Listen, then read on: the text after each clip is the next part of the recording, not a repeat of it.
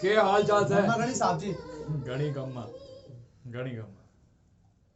रे नंद सिंह, कैसी रही छुट्टी इस बार? हमारी छुट्टी साहब जी, बस हमारी छुट्टी के तो पूछो ही मत साहब जी। क्यों, क्या होया से? बस अब की बार जैसे ही घर गए तो घर चोखो मेहमान बैठे थे साहब जी। सब हमारे को ही देखो जा रहे थे। इतने में बड़े भाई साहब आए और हमारे को कहने लगे, आ गए हो भाइयों। पर हमारे को समझ नहीं आया कि हुआ क्या से। बस साहब जी इतने में बापू साहब भी आ गए। बापू साहब भी बोलने लगे, अरे छोरे चल नहा धोकर तैयार हो जा, अरे आज तेरा ब्यास है। हमारा ब्यास है साहब जी। बस हमारी छुट्टी तो सारी ब्याह में ही चली गई। ये भी ठीक से। रे आप लोग भी अपनी भर्ती के कुछ कहानी किस्से सुनाइए। हाँ हाँ साहब जी। बस साहब जी, घर वाले सब फौज में, तो हमें भी फौज में आना ही था।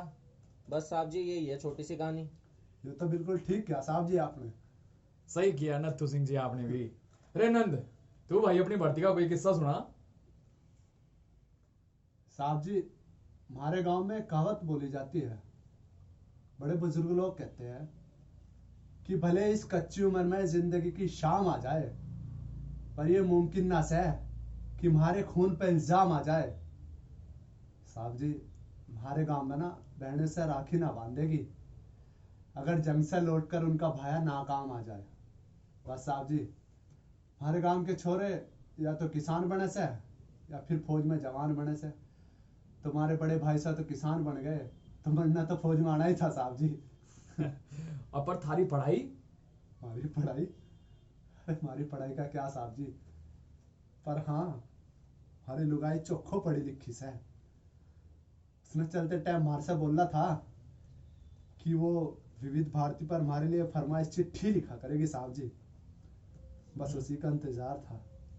तो ये है इस ट्रांजिस्टर का राज। अरे क्या साहब जी। साहब जी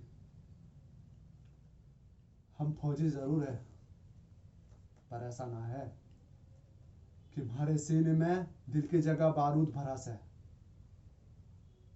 हर को भी अपनों की खूब याद सतावे से साहब जी। ये तो ठीक कह रहा से भाई। हमारे जिगर में भी हिंदुस्तान बसे है और हमारे पर्स में हमारा परिवार, जिसे देख के हम रोले हैं और अपनी माँ की दुआओं के ताबीज को देख के खुश हो रहे हैं। बिल्कुल ठीक कहा साहब जी। अरे कह रही है छोड़, ये बता कि कब आ रही है रेखा भाभी की फरमाइशी चिट्ठी? बस इंतजार कर रहे हैं साहब जी। लग रहा है ट्रांजिस्टर में वही बज रही है। अरे अरे आ गई साहब जी, चिट्ठी आ गई साहब जी।